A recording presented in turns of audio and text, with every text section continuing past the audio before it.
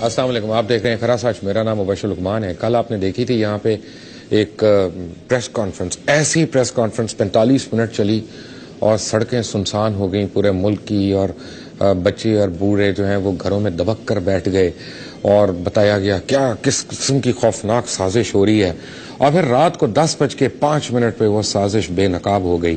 وہ اس وقت بے نقاب ہوئی جب اسی پروگرام میں آپ کو وہ ساری پلانٹڈ پریس کانفرنس کے متعلق کچھ چیزیں ہم نے بتا دیں۔ آج میں صبح کو دیکھتا رہا، 2 سب سے زیادہ بکنے والے اخبارات میں انگریزی اور اردو کے، کہ بھائی کہیں تو اس پریس کانفرنس کا تذکرہ آئے گا، نہیں آیا، کیونکہ اگر آتا تو وہ ٹیپیں بھی سنوانی پڑتی یا ان کی ٹرانسکرپشن بھی لکھنی پڑتی جن کا میں نے ذکر کیا تھا یا جو میں نے سنوائی تھی، اور میرے پاس تو 55 منٹ کی ٹیپس ہیں۔ میں نے تو 4.5 منٹ کی کل سنوائی تھی، چند منٹ کی آج بھی سنوا دوں گا آپ کو، تشنگی باقی ہے نا کیونکہ۔ لیکن کیا ہے کہ آج میرے پاس وہ فون نمبرز بھی آ گئے ہیں جن سے کالیں کی گئی تھیں، ان افراد کے نام بھی آنا شروع ہو گئے ہیں جنہوں نے کالیں کی تھیں۔ بڑے بڑے سینئر ایگزیکٹوز ہیں میڈیا میں، بڑے بڑے یعنی مایا ناز ان کے کارنامے ہیں، اور سب سے بڑا کارنامہ یا سب سے لیٹسٹ کارنامہ جو ہے وہ ایک پلانٹڈ پریس کانفرنس ہے۔ بٹ اینی وے، میرے پاس آج بڑی سرپرائزز ہیں، 1 نہیں 2 نہیں 3 سرپرائزز ہیں، اور کیا کہتے ہیں وہ میر صاحب، فلم ابھی باقی ہے میرے دوست، ابھی تو فلم چلے گی اور چلتی رہے گی۔ اور آپ کو میں تعارف کرا دوں، مجھے جوائن کر رہے ہیں لاہور سے علی حیدر، ایڈوکیٹ ہیں بائی پروفیشن۔ مجھے جوائن کریں گے پشاور سے Amjad Malik sahib, bureau chief Geo T V کے جنگ گروپ کے، آج صبح تک تھے، اب نہیں ہے۔ اس کے بعد مجھے جوائن کر رہے ہیں خالد انصاری صاحب آڈیٹر ہیں بائی پروفیشن۔ اور انصاری صاحب آپ کا میں پورا تعارف کرا دیا تو ابھی بڑے لوگوں کے جو ہے نا وہ ہاتھ سے چائے شائی گر جائے گی، آپ ذرا تھوڑی دیر صبر کر کے بیٹھیں۔ سب سے پہلے شروع ہوتے ہیں کل کی، جہاں پہ ہم نے فلم کی حصہ چھوڑا تھا نا، آج اس انٹرول کے بعد کچھ ٹیپیں سنتے ہیں کل کی پلانٹڈ پریس کانفرنس سے پہلے کی، اور جس طرح وہ بھونڈے انداز سے کی گئی، اور اس میں یعنی یہ باتیں بتانے کی کوشش کی گئی کہ ہم ان کے سوالوں کا جواب نہیں دے سکتے، لیکن ہم ان کی ذات پہ کیچڑ اچال سکتے ہیں۔ ہم نہیں کیچڑ اچالیں گے آپ کی ذات پہ۔ میر صاحب میرے پاس بھی ایک بڑی خاص ٹیپ آئی ہوئی ہے، میں نہیں چلاؤں گا وہ، آپ جو مرضی کر لیں، میں نہیں چلاؤں گا کیونکہ میں گری ہوئی حرکت نہیں کروں گا انشاءاللہ۔ تو لیکن یہ تو بہرحال پلانٹڈ پریس کانفرنس ہے، اس کی تو میں نے ٹیپیں سننی ہے، اور عوام کا حق ہے کہ وہ بھی سن لیں۔ ذرا آج دوبارہ سے سن لیتے ہیں کچھ چیزیں، پھر میں آپ کو نمبرز بھی بتاتا ہوں، نام بھی بتاتا ہوں۔ ہیئر دس۔ آج وہ آپ کے ادارے کی نا بڑی والی گاڑی آئی ہوئی تھی، جی وہ انتہائی بحالت مجبوری جب راستے میں وہ آیا، بولا بنے گا بھائی یہ پرنٹ والی مت لے جانا نا۔ وہ احتیاطاً میں نے اس کو تھوڑا آگے کھڑا کر دیا تھا تاکہ جگہ کے بالکل آگے نہ ہو نا، تو وہ اللہ نے بچت کرا دی۔ تو انشاءاللہ آج بڑی زبردست ملاقات ہوئی، اور جو بڑے والے صاحب تھے، بوڑھے صاحب، ان سے تو ملاقات ہی ہو سکی کیونکہ وہ ہماری کیونکہ مصروفیت ایسی ہو گئی تھی، تو انشاءاللہ وہ کہہ رہے تھے کہ کل پرسوں ملاقات کریں گے۔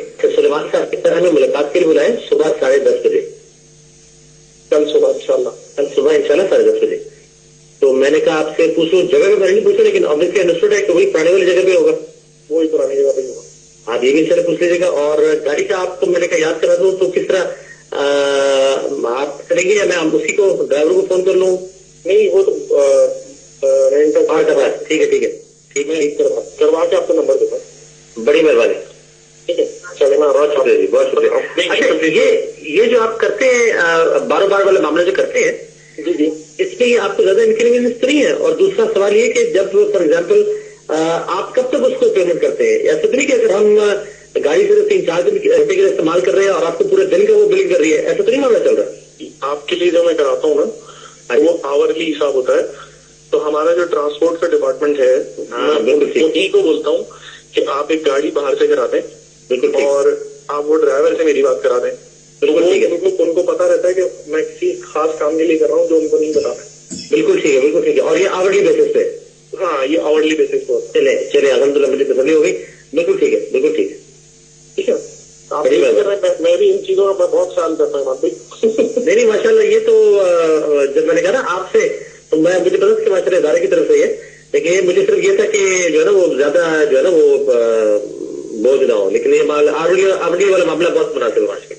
ہاں وہ نارمل اس پہ لیتے ہیں اور وہ بہتر یہ رہتا ہے تو بجائے اس کے آپ ٹیکسیوں ہوگا اور اس کا کریں اس سے بہتر ہے آپ کی ڈیڈیکیٹڈ. بالکل اور جس طریقے کا کام ہو رہا ہے اس میں یہ ضروری ہے مطلب بالکل اللہ خوش رکھے.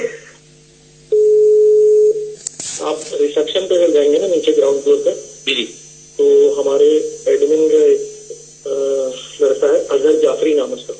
اظہر جعفری، ہاں ٹھیک، وہ آ رہا ہے نیچے، وہ آپ کو گیسٹ ہاؤس دے جائے گا. اچھا ان لوگوں کو نہ آپ کے بارے میں کچھ پتا ہے بالکل ٹھیک ہے، نہ کچھ وہ ہے، بس یہ ہے کہ کہتے ہیں. سمجھ گیا. السلام علیکم. وعلیکم السلام جناب، کیا حال ہے؟ میں اللہ کا بہت شکر، آپ سنائیے. خیریت سے ٹھیک ہے؟ جی اللہ کا شکر. ہماری گپ شپ لگ گئی ماشاء اللہ بھائی سے. اچھا ذرا باس سے مشورہ کر لیں. باس سے مشورہ یہ کریں کہ ابھی جو ہم یہ ڈاکومنٹ چیز بنا رہے ہیں نا، اس میں یعنی اس کی ٹائمنگ کیا ہوگی، کیونکہ آگے 2-3 اور کام بھی کرنے ہیں نا جو کہ اس سے زیادہ ضروری ہے. بالکل صحیح. اچھا یہ اگر میرے خیال میں عثمان بھائی خود ان سے معلوم کرے تو وہ زیادہ بہتر نہیں. چلو ٹھیک ہے، میں عثمان بھائی کو بول رہا تھا. ہاں اس کی وجہ یہ ہے کہ یہ کانٹینٹ یہی دیکھ رہے ہیں نا. جناب والا اللہ خوش رکھے، میری بات ہو گئی سلمان صاحب سے، ان کا فون آ گیا تھا. جی بالکل، آپ نے مجھے بتایا. وہ مجھے کہہ رہے تھے کہ جواب بھائی کی بھی آپ سے بات ہوگی کہ میرے یہاں سے بات ہو گئی، تو وہ کہہ رہے تھے کہ بس آپ کی ارینجمنٹ کرنا ہے، ہم نے کرنا ہے، تو وہ جواب بھائی کوآرڈینیٹ کریں گے. تو میں نے کہا ہاں جی میں انشاءاللہ جواب بھائی سے بات کر لوں گا. تو اب انشاءاللہ بس ہم آپ کی چال کے لیے انتظار کر رہے ہیں، جیسی آپ کو فرصت ملتی ہے نا. اس پہ تو میں نے اس وجہ سے میں نے ہمارے پاس جو ایڈمن میں صاحب ہے میں نے ان کو لگا دیا 3 جگہ پہ. بالکل ٹھیک ہے. اور وہ 3 جگہ کیا ہے وہ سنیے آپ. میں نے ان سے کہا کہ ایک تو آپ مجھے کسی ہوٹل سے کر کے دیں. ٹھیک ہے، ایسا ٹھیک ہے بھائی. اگر ہم منتھلی بیسس کے اوپر ایک روم ایسا لے لیتے ہیں جو ایک کمرہ اور لاؤنج کے ساتھ روم ہو. لاؤنج بھی بے شک نہ ہو، صرف ایک کمرہ ہو، اچھا بڑا کمرہ اور ایک اچھا باتھ روم، بس 7 باتھ روم. آئے وہ کل طاہر اشرفی صاحب بھی ایک فوری طور پر پریس کانفرنس کر رہے تھے، کچھ انہوں نے علماء دین بھی بٹھائے ہوئے تھے اپنے ساتھ. طاہر اشرفی صاحب آپ کی بھی فون کال ایک مل گئی ہے مجھے، کیا کروں میں، اب فون کالز آئی جا رہی ہیں تو میں کیا کروں یہاں پہ. میں کہتا ہوں بھائی مجھے نہ بھیجو، پورا پاکستان جو ہے وہ مجھے ہی کوئی نہ کوئی چیز بھیج رہا ہے. طاہر اشرفی صاحب اپنی اور عماد خالد کی بات تو سن لیں، یاد آ جائے گا آپ کو بھی کہ آپ نے کون سا محاذ اکٹھا کرنا ہے. ہیئر دس. السلام علیکم ورحمۃ اللہ وبرکاتہ. وعلیکم السلام. کیا حال ہے آپ کی؟ خیریت سے ہے؟ آپ نے پہچان لیا جناب والا؟ بالکل پہچان لیا. آپ تو ایسے غائب ہوئے ہیں کہ بالکل ہی. جناب غائب اس لیے ہوئے تھے کہ اپنے عزیز کے خلاف سپریم کورٹ میں مقدمہ دائر کر رہے تھے، آپ کے عزیز ایڈوکیٹ حشمت علی حبیب صاحب کے ساتھ مل کر. اور کل دائر کر دیا اور الحمدللہ نیوز رپورٹس بھی چلنا شروع ہو گئی. ٹی وی پہ چینلز نے بھی 2 چینلز نے دکھایا. بغاوت کا مقدمہ ہے. جتنے بھی اس بندے نے پاکستان فوج کو برقرانے کے لیے ہماری ٹاپ لیڈرشپ کے خلاف جتنے بھی اس کے ناکام ڈیزائن تھے وہ شواہد اور ثبوتوں کے ساتھ 150 200 250 ثبوت الحمدللہ جمع کرائے. اور اس کی ابھی جو ہے نا وہ 3-4 دن کے بعد پتہ لگے گا کہ وہ ایکسپٹ کرتے ہیں کہ نہیں کرتے. وہ ابھی اسکروٹائز کر رہے ہیں اس کو، ایک طریقہ کار جو ہوتا ہے سپریم کورٹ کا. تو اس کے بعد وہ والا کام کرنا ہے جو آپ نے جس کا ذکر 22 جولائی والے پروگرام میں کیا تھا، وہ دوسرا کیس بنے گا. آپ سمجھ گئے؟ بالکل صحیح ہے. اس کے لیے آپ جیسے حضرات کی ظاہری باتیں ضرورت پڑے گی اور بہت سارے آپ نے ماشاءاللہ جو ایک فضا قائم کی ابھی الحمدللہ دوبارہ میڈیا پہ آ کے آپ کا میں نے ماشاءاللہ وہ کربلا کا پروگرام میں نے دیکھا 3 بار وہ کیبل ٹی وی پہ. ماشاءاللہ بڑا مزہ ہے دیکھ کے. آپ نے جو بات کی اس سے مسلمانوں کے دل جڑیں گے اور بڑا اچھا لگا. دوسرا جب میں آپ کے علاقے میں آؤں گا میں آپ سے ضرور ملوں گا. اور اب یہ جو علماء اور مفتیان والا یہ جو نگر ہے نا، اس ڈگری پہ آپ نے ہمیں لے کے چلنا ہے انشاءاللہ. اور تمام مکاتب فکر کو آپ نے جمع کر کے ایک محاذ کھڑا کرنا ہے انشاءاللہ. اللہ خیر. میں نے آپ کو ٹویٹر پہ تو بھیج دیا تھا، آپ مجھے اپنا ای میل ایڈریس دینا ذرا. میں آپ کو ابھی ایس ایم ایس مجھے ایس ایم ایس کر دیجیے. जज़ाकल्लाह। महाज खड़ा करना है। हाँ जी हो जाएगा इंशाल्लाह।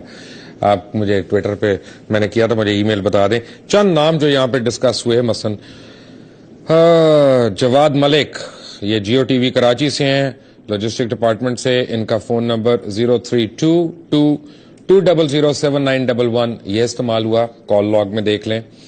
एम उस्मान, ये न्यूज डेस्क के इंचार्ज हैं और जियो तेज से आपका ताल्लुक है और कंटेंट देखते हैं। 030822238696। सुलेमान जो है बहुत इंपॉर्टेंट कैरेक्टर है इस पूरी गेम का। सुलेमान जो है एग्जीक्यूटिव ऑफिसर हैं और मीर शकील और रहमान के बहुत खास बंदे हैं। 030082994448। अजहर जाफरी ऑफिसर हैं ट्रैवल एडमिन ऑफिस के, उनका भी आप जियो की डायरेक्टरी में नाम और नंबर देख सकते हैं। ये सामने आपकी स्क्रीन पे मैं कोशिश कर रहा हूं कि चलता रहे। और इनमें से जिन साहब को भी आपने फोन करके बताना हो कि आप उनके मतलब क्या समझते हैं, प्लांटेड प्रेस कॉन्फ्रेंस कराने के लिए, प्लांटेड शोज कराने के लिए, लोगों पे कीचड़ उछालने के लिए, आप उनको प्लीज बताइएगा। मेरे साथ कल की प्रेस कॉन्फ्रेंस में एक और जिक्र हुआ था, एक जज साहब का जिक्र हुआ था। उनके साहबजादे अली हैदर एडवोकेट मेरे साथ हैं, लाहौर से ज्वाइन करें। अली हैदर, अस्सलाम वालेकुम। वालेकुम सलाम। कल आपके वालिद मोहतरम का जिक्र हुआ था उस प्रेस कॉन्फ्रेंस में, जो एक प्लांटेड प्रेस कॉन्फ्रेंस थी। आप उस हवाले से क्या कहना चाहेंगे? मैंने वो कल पूरी 48 मिनट्स की इनकी प्रेस कॉन्फ्रेंस सुनी है माद खालिद साहब की जी। उसमें एग्जैक्टली कोट एंड कोट करता हूं मैं इनके वर्ड्स। कहते हैं जी, मोहतरम जज साहब मियां मोहम्मद जहांगीर साहब ने करोड़ों रुपए लिए यूसुफ कज़ाब को सजाए मौत देने के लिए, उसको मरवाने के लिए। ये कहा था उन्होंने? अच्छा, मैं तो खैर सुनता ही नहीं। एक तो थी ऐसे चैनल पे, मैं चैनल ही नहीं देखता यार। आगे ये उन्होंने एग्जैक्टली वर्ड यूज किए थे जो बेसलेस एलिगेशंस है। अल्हम्दुलिल्लाह माशाल्लाह 26 साल का मेरे वालिद साहब का अदलिया का कैरियर है, उन्होंने इस डिपार्टमेंट को सर्व किया। एक सिंगल भी एलिगेशन उनके अगेंस्ट नहीं है, तो ये बहुत बेसलेस एलिगेशंस थे। मैं पर्सनली उनका बेटा होने के नाते और हमारी पूरी फैमिली इसके ऊपर शदीद प्रोटेस्ट करते हैं और इंशाअल्लाह ताला मैंने अपनी लीगल टीम से डिस्कस कर लिया है, तो हम इसको लीगली भी परसू कर रहे हैं इंशाअल्लाह ताला। राइट। मुझे ज्वाइन कर रहे हैं पेशावर से अमजद मलिक साहब। अमजद साहब, अस्सलाम वालेकुम। मैं आपको लाइन पे लेने की कोशिश कर रहा हूं। अमजद साहब मुझे लाइन पे मिल जाएं वेरी क्विकली। सर आप अमजद साहब, अस्सलाम वालेकुम। जी वालेकुम सलाम मुबशर। अमजद साहब, आज आपने रिजाइन कर दिया जियो टीवी से, जंग ग्रुप से। कितने साल आपने वहां पे मुलाजमत की? जी मैं तकरीबन 12 साढ़े 12 साल तक तो जंग में रहा, फिर उसके बाद डे फर्स्ट से ही जियो न्यूज के साथ था तकरीबन 11.5 साल, तो ऑलमोस्ट कोई 23 साल के करीब का अर्सा बनता है। जिंदगी है जो इस ग्रुप। आप ब्यूरो चीफ थे जियो के पेशावर में आज सुबह तक, और मुझे ये पता चला कि कोई शहीदों का फड्डा था, कोई आप शहीदों पे को काम करना चाह रहे थे, आपको करने नहीं दिया था। ये शहीद कौन थे जिनके लिए आप कुछ करना चाह रहे थे? एक्चुअली आई डोंट नो आपको ये कैसे पता चल गया। ये कोई 1.5 साल पहले की बात है। मेरे पास एक मिनट वो ऑडिटेड रिपोर्ट्स पड़ी हैं भाई आपकी, अब मैं और क्या कहूँ, ये भी पता चल गया। जी नहीं, एक्चुअली जियो ने मुझे मुबशर बहुत इज्जत दी, मुझे शोहरत दी। मैं इफ्तिखार इस इदारे को समझता हूँ। कुछ तो अंदरूनी सिलसिला चलता रहता है। मैंने 8 किताबें लिखी हैं। मैं पाकिस्तान का वाहिद स्पोर्ट्स जर्नलिस्ट हूँ। इंटरनेशनल स्पोर्ट्स जर्नलिस्ट फेडरेशन की 90 साल की तारीख में पहला एग्जीक्यूटिव कमेटी का मेंबर मुंतखब हुआ। माशाल्लाह। भाई मलिक साहब, मुझे क्विकली बताएंगे कि ये शहीदों का क्या मसला था? SHO मलिक साहब, देखें मलिक साहब शहीद, अगर आपको याद हो, DIG थे, पेशावर के CCPO थे और मेरे दोस्त भी थे। उनकी शहादत के बाद हमने सोचा कि उनके नाम से एक ट्रस्ट होना चाहिए और वो एक NGO टाइप बन गई। गवर्नर उनके पर्सन इन चीफ हैं, चीफ मिनिस्टर पर्सन है, तो आप भी इसके साथ काम करें। बट फिर बाद में 1.5 साल पहले मुझे इदारे ने कहा कि आप दफ्तर को टाइम नहीं दे रहे, तो मैंने कहा कि मैं तो बहुत कोशिश करता हूं कि ना जाऊं वहां पे। मैं तो बड़ा कम टाइम देता हूं, हफ्ते में कभी एक दफा चला गया, कभी मैं तो महीना भी नहीं जाता था। तो वो एक ऐसी बात हुई थी कि आप टाइम दफ्तर को दें, वो खास इस हवाले से ऐसी बात नहीं थी। आपको ये नहीं कहा गया कि तुम ये ना करो और ये करो? आपने भी खुदा को जान तो देनी है मलिक साहब, कितना डरेंगे?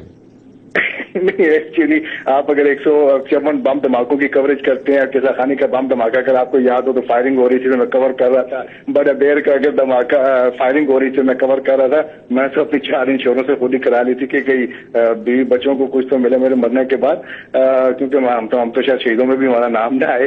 تو میں چاہ رہا تھا کہ اپنے آپ کو کیا گریچوٹی یا پروویڈنٹ فنڈ ایسی چیز 23 سال کے بعد کچھ نہیں ملتی آپ لوگوں کو؟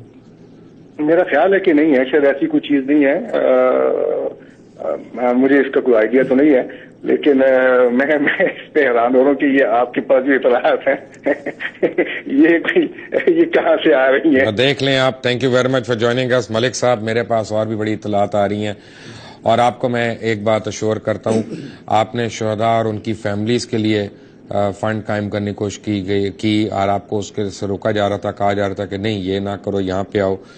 میں اور پاکستان کے تمام لوگ ہر اس شخص کو سار آنکھوں پہ بٹھانے کے لیے تیار ہیں جو شہداء اور ان کی فیملیز کے لیے کوئی بھی کار خیر کرنا چاہے گا. بھائی صاحب، آپ کا نام پورا کیا ہے؟ خالد انصاری. جی بالکل. آپ کا تعارف؟ آپ آڈیٹر ہیں؟ نام آپ نے بتا دیا. بائی پروفیشن آپ آڈیٹر ہیں؟ جی پروفیشنل آڈیٹرز. آپ نے جنگ گروپ کا، جیو کا، ان کی کمپنیوں کا کتنے سال آڈٹ کیا؟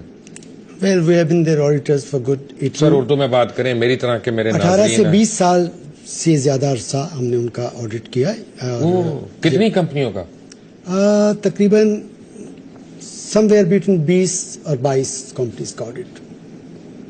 جنگ گروپ کی 22 کمپنیوں کا آڈٹ آپ نے 18-20 سال کیا ہے؟ جی بالکل. اور پھر آپ ان کے خلاف عدالت میں چلے گئے؟ جی مجبوریاں بھی ہوتی ہیں. میں ابھی یہ پوری بات نہیں بتانی، میں تو چاہتا ہوں میر شکیل الرحمان صاحب دیکھیں اور سنیں کہ آپ کیا کہہ رہے ہیں. اگر میر صاحب آپ دیکھ رہے ہیں تو بڑی اچھی بات ہے، ورنہ یہ سلیمان صاحب آپ تو دیکھ ہی رہے ہیں نا، آپ کے پاس ان کا ڈائریکٹ نمبر ہے، فوراً ان کو کال کر دیں. وہ ان کو کہیں کہ وہ خالد انصاری صاحب یہاں بیٹھے ہیں اور پروجیکٹ کے بعد کچھ کہنے والے ہیں. اور کیا مجھے تو ایک گانا یاد آ رہا ہے بار بار، لیکن میں ابھی نہیں سناؤں گا، بریک کے بعد سناؤں گا. Take a break.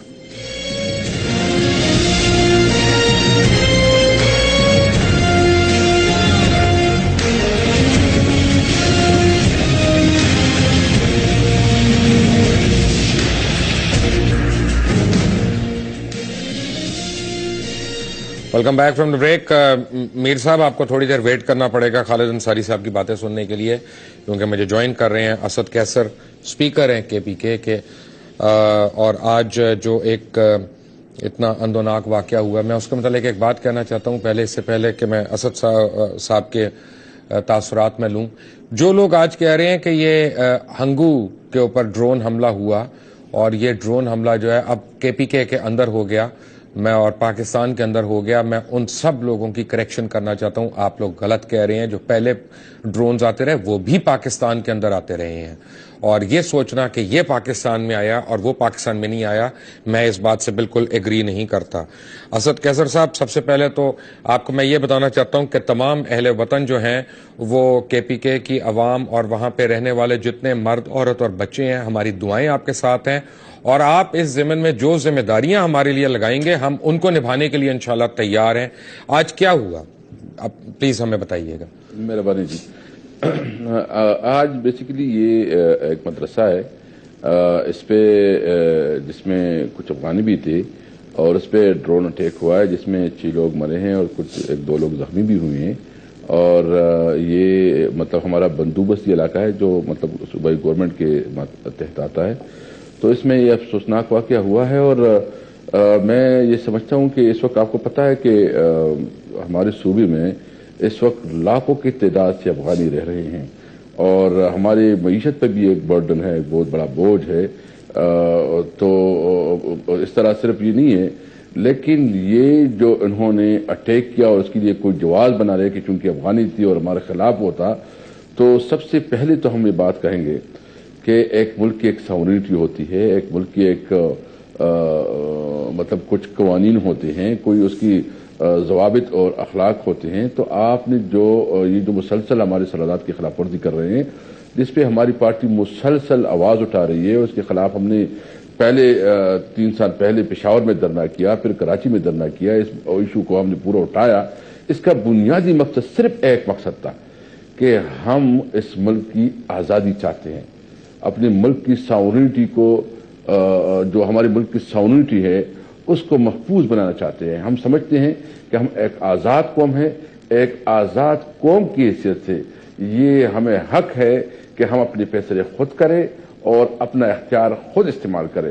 یہ جو ہماری کبھی ڈرون آتے ہیں, کوئی خارجہ پالیسی جو ہے ہمارا اس طرح ہے کہ وہ باہر سے ڈکٹیٹ ہوتی ہے, ہمارا موقف یہ ہے کہ پہلے دن سے ہمارے عوام کو آزاد رکھا جائے اور آزاد پاکستان ہے.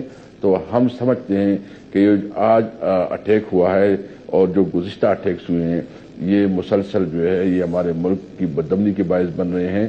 ہمارے ملک کی معاشی حالت اس کی وجہ سے خراب ہو چکی ہے اور یہ ایک میسج ہے کہ ہم غلام قوم ہیں, ہم اپنے فیصلے خود نہیں کر سکتے.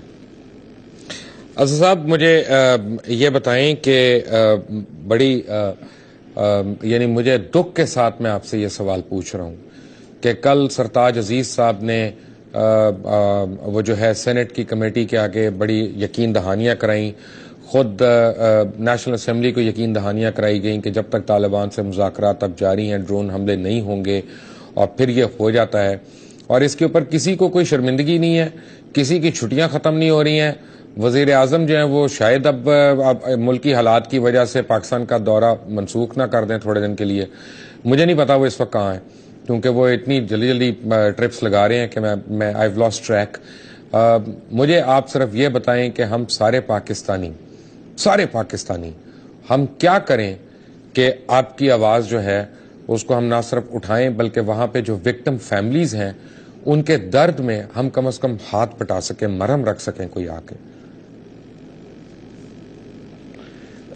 دیکھیں مبشر صاحب, آپ کی بہت مہربانی. آپ نے جو الفاظ بولے ہیں یقین جانیں اس کی ہمیں بہت ایک اپنائیت کا احساس ہوا اور ہمیں شاید کوئی آپ کی طرف سے ہمدرد ہو جو ہماری بات سنے بھی اور ہماری بات پہنچائے بھی.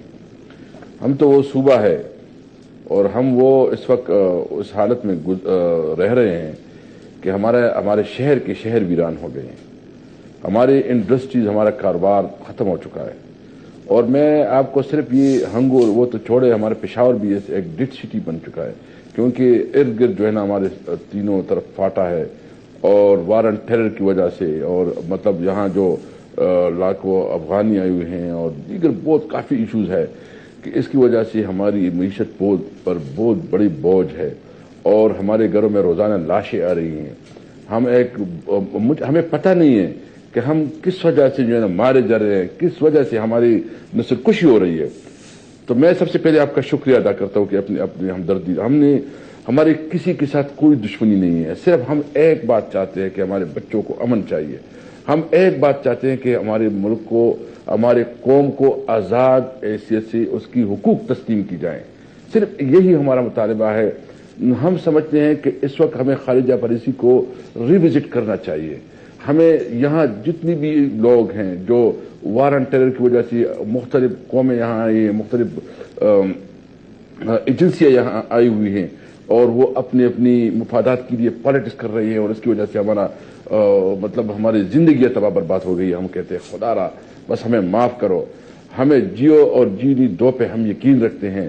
ہم سمجھتے ہیں کہ بس ہمیں صرف اور صرف امن دو, ہمیں کوئی چیز نہیں چاہیے, ہمیں نہ کسی کی ایڈ چاہیے, ہمیں صرف چاہیے تو ہمیں امن چاہیے. ہمارے ملک کے اندر ہمیں ڈکٹیشن سے اگر ہماری لیڈرشپ چاہے, یہ تو لیڈرشپ کی رسپانسبلٹی ہوتی ہے کہ وہ اپنے عوام کو پروٹیکٹ کرے. یہ لیڈرشپ کی ابھی خاص کر اس وقت موجودہ حکومت جو وفاقی حکومت ہے اس نے اس لیے مینڈیٹ لیا تھا کہ ہم امن قائم کریں گے, ہم آزاد خارجی پالیسی دیں گے. تو میرے خیال میں یہ ٹائم ہے کہ ابھی سٹینڈ کرے, بات کرے. دیکھیں قومیں جو ہیں وہ زندہ قومیں تب بنتی ہیں جب وہ اپنے مطالبات کھل کر بیان کر سکتی ہے اور اپنی ایشوز پہ سٹینڈ کر سکتی ہے. میں جو سرتاج عزیز صاحب کے بیان آیا مجھے بہت افسوس ہے کہ آج اس کا بیان بھی آیا اور آج ایک بہت بڑا ڈرون اٹیک ہوا ہے جو کھلا مذاق ہے. تو میں مبشر صاحب میں یہ کہتا ہوں کہ اگر ہمیں امن ملے تو میں گارنٹی سے کہتا ہوں میں یہ صوبہ جو ہمارا ہے یہ سونا اگلے گا. ابھی میرے پاس آج کی ڈیولپمنٹ ہے, میں آپ کو تھوڑا دکھانا چاہتا ہوں کہ آج جو ڈیولپ ہمیں کسی قسم کی ایڈ کی ضرورت نہیں ہے. ہمارے صوبے میں اتنی پوٹینشیل ہے. جو ہمارا ساؤتھ ہے جس میں کرک ہنگو اور یہ ٹل جہاں یہ ڈرون اٹیک ہوا ہے, آج جہاں ایک کنویں سے ہماری دور حکومت میں ایک کنویں سے آج جو ہوا ہے 7,200 بیرل پر ڈے آئل کی دریافت ہوئی ہے, جو سب سے قیمتی یعنی سعودیہ میں جو جس کی کوالٹی ہے تیل کی, اس کوالٹی کی تیل آج اس کی ایکسپلوریشن ہوئی ہے 7,200 بیرل, اور اسی کنویں سے 28 ملین کیوبک گیس ایک دن میں پیدا کرے گا. یعنی اس کی جو قیمت ہے ڈیلی بیس پہ $1.5 ملین پر ڈے ہوگا. یعنی $1.5 ملین پر ڈے ہم اس کنویں سے ہمیں آمدن ہوگی. یعنی اتنا پوٹینشیل ہے کہ اگر صرف اپنی ریسورسز کو پراپر استعمال کر سکیں تو میں آپ کو ایک گارنٹی دے سکتا ہوں, بس صرف امن ہونے چاہیے. امن ہو, 5 سال میں یہ صوبہ پوری ملک کو آئل اینڈ گیس میں خود کفیل کرے. میں آپ سے بہت معذرت کے ساتھ اسد صاحب, میں آپ سے ذرا سے اختلاف کروں گا.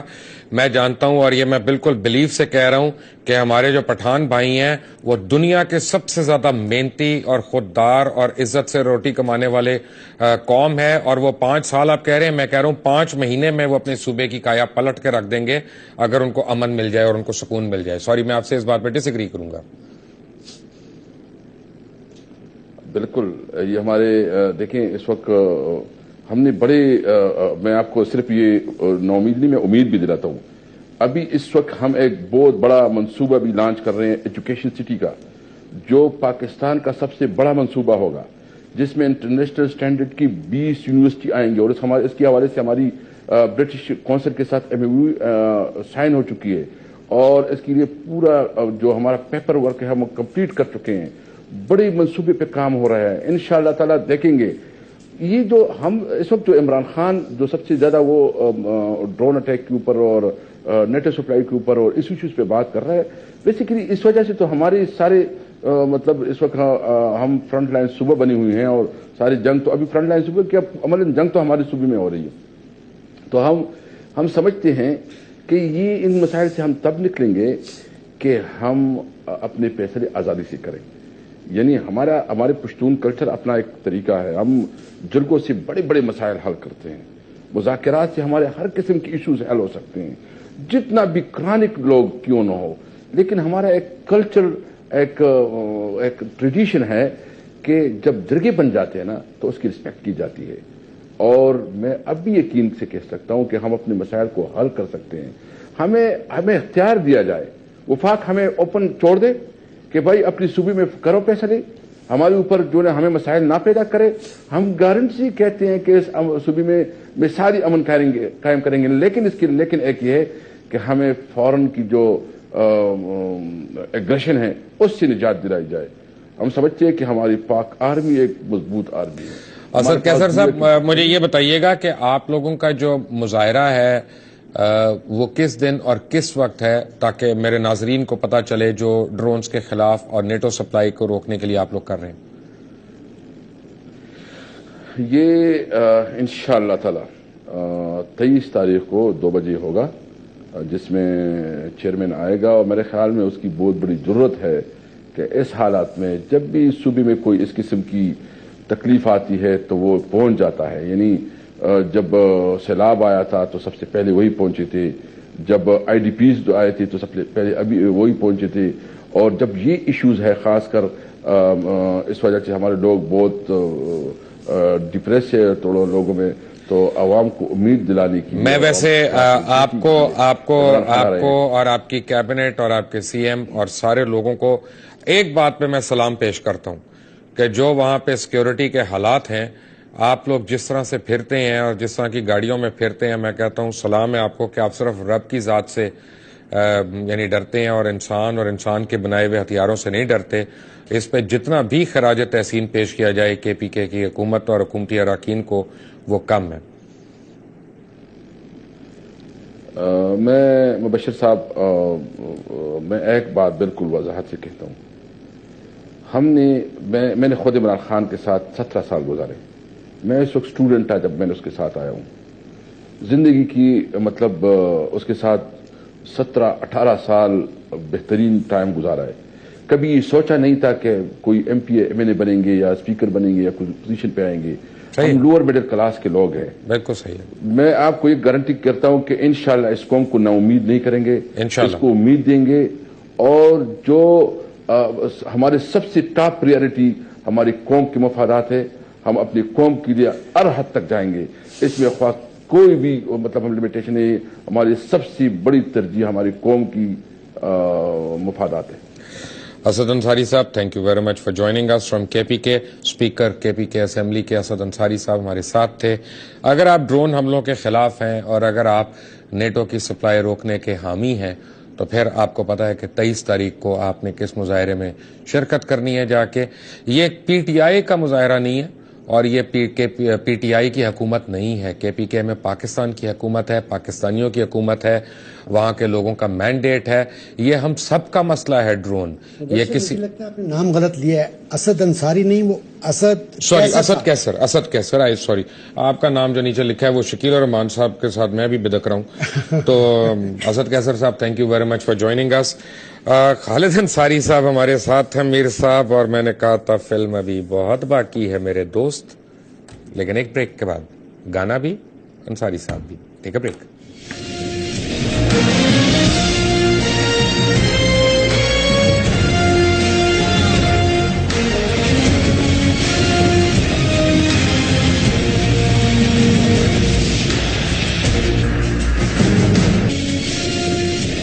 Welcome back from the break. اور اگر آپ بریک سے پہلے دیکھ رہے تھے تو خالد انصاری صاحب ہمارے ساتھ بیٹھے ہیں, اور میر صاحب کے, میر شکیل الرحمان صاحب کی جتنی کمپنیاں 19, 20, 22 پتہ نہیں ان کے آپ 18, 19 سال آڈیٹر رہے ہیں.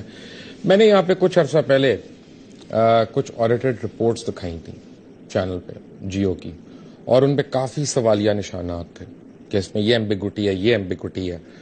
کیا آپ ایگری کرتے ہیں کہ یہ سوالات اٹھتے ہیں لیجٹمیٹلی؟ جی یقیناً, کچھ جو میں نے دیکھی ہیں ان پہ سوالات بنتے ہیں اور جواب بھی ملنے چاہیے. تو جواب تو نہیں مل رہے, ہمیں تو تہمتیں مل رہی ہیں. انتظار کیجیے. ہمیں تو ٹویٹر پہ یعنی ان کے بندے جو ہے نا انہوں نے چھوڑے ہوئے میرے اوپر, ٹویٹر پہ بھی, فیس بک پہ بھی, اور کہ یہ ہے وہ ہے پلانٹڈ انٹرویو والا. تو میں آج سارے پاکستان کو بتا رہا ہوں, اعلان بتا رہا ہوں, اور میر شکیل الرحمان جہاں ملے اس سے پوچھیں, ان سے کہیں کہ دبئی میں کس کے پاس جا کے بیٹھے ہوئے ہیں, ملک ریاض صاحب کے پاس کیوں بیٹھتے ہیں پھر اگر اتنے برے ہیں. اور ملک ریاض صاحب کو یہ کہتے ہیں کہ مبشر کو کنٹرول کر لو. میر صاحب جب یقین نہ آپ کو میری بات کا ہو تو مجھے بتائیں, میں آپ کی لاسٹ میٹنگ کی بھی گفتگو سنوا دوں یہاں ٹی وی پہ آ کے, جو ملک ریاض صاحب سے آپ نے کی.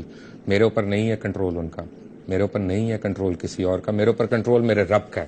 الحمدللہ پاکستان کے لیے میں کام کر رہا ہوں, اپنے لوگوں کے لیے کام کر رہا ہوں, کسی سرمایہ دار کے لیے نہیں. اب یہ مجھے بتائیں کہ آپ کو کوئی آبجیکشن تھی جو اتنے سال آپ نے آڈٹ کیا, جنگ گروپ کا, جیو کا, ساروں کا؟ آڈٹ رپورٹ میں آبجیکشنز ہونا اور ان کے جواب ملنا ایک نارمل روٹین کا عمل ہے. وہ عمل مسلسل جاری تھا, لیکن جو آبجیکشن زیادہ کچھ سیریس نوعیت کے تھے وہ جو ادارے کے متعلقہ آفیسران یا متعلقہ مینجمنٹ کے لوگ تھے ان تک پہنچایا گیا. جہاں ایگری ہو گیا وہاں پہ ہم چپ ہو گئے, جہاں وہ ایگری نہیں ہوا یا جس کے صحیح جواب نہیں ملے اس کو آڈٹ رپورٹ میں لکھ دیا گیا, اور وہ آڈٹ رپورٹس جو ہیں وہ یقیناً موجود ہیں. اور جواب نہ ملنے کے باعث آپ کو اتنی مشکلیں پیدا ہوئیں کہ آپ کو عدالت میں جانا پڑ گیا؟ جی یہ بھی ایک پہلو ہے اس کا کہ معاملات عدالت میں ہیں, جس پر میرا خیال ہے فی الحال میں زیادہ نہ بولوں کیونکہ میٹرز جو ہیں جو سب جوڈس ہیں ٹھیک ہے ان پر میں تو میرا خیال ہے آپ کا تو آ نہیں گیا, عدالت نے فیصلہ تو کر لیا ہے. یہ ایک اور المیہ ہے. المیہ, اچھا وہ کیا؟ وہ یہ ہے کہ کچھ جہاں عدالت کسی نتیجے پہ پہنچ گئی یا جس کا فیصلہ ہو چکا وہ فیصلہ ریزرو ہے, وہ ریزروڈ ہے, ججمنٹ جو ہے وہ ریزروڈ ہے, وہ ریلیز نہیں کی جا رہی بار بار ریکویسٹ کے باوجود. نتیجہ کہ نہ میں آگے بڑھ سکتا ہوں نہ میں پیچھے ہٹ سکتا ہوں. کیا کہیں گے آپ اس بارے میں؟ یہ سوال میں آپ سے کرتا ہوں. میں اب سبجیکٹ اس میٹر ہے, میں کہوں میں اڑتا ہوا تیر آ کے اپنے پیٹ میں لے لوں بھائی, میں کیوں عدالت کے بارے میں بولوں, مجھے تو کئی عدالتوں نے روکا ہوا ہے. لیکن آپ کا کب سے فیصلہ ہولڈ کیا ہوا, ریزرو کیا یہ ہوا؟ جس فیصلے کو میں ریفر کر رہا ہوں یہ گزشتہ 7 ماہ سے اس کا جو ججمنٹ ہے وہ ریزروڈ ہے, یعنی وہ ججمنٹ نہیں آ رہا, نہیں آ رہا. یعنی اس کا مطلب ہے کہ جنگ اور جیو گروپ جو ہے اس کے اوپر وہ جو آڈٹ اور آڈٹ رپورٹس کے متعلق جو بھی خدشات ہیں وہ ریزروڈ ہی رہیں گے, اس پر پروفیشنلز نہیں بولا کرتے. نہیں بولا کرتے. عوام تو بول سکتی ہے نا جی, عوام دیکھ رہی ہے. اور 20 سال آپ نے کہا, 20 سال آپ نے جی کم و بیش 20 سال جنگ گروپ کی کمپنیوں کا آپ نے ساروں کو آڈٹ کیا.